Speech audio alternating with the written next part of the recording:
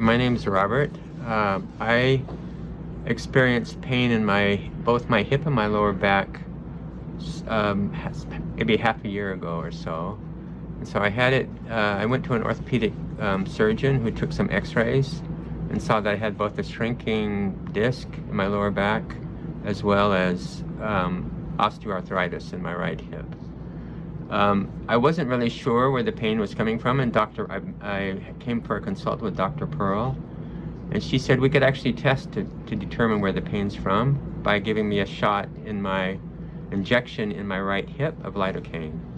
Once she did that, pain completely vanished. I was able to do yoga postures I couldn't do before.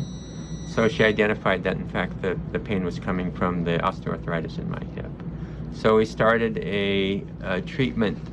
And I've gone from not being able to walk without pain for a mile or a mile and a half to yesterday I walked 7.5 miles.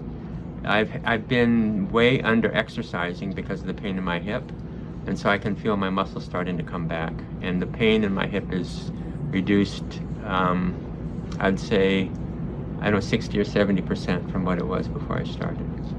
So far it's successful. There's still a few months to go with the injection today, and I'm taking other supplements.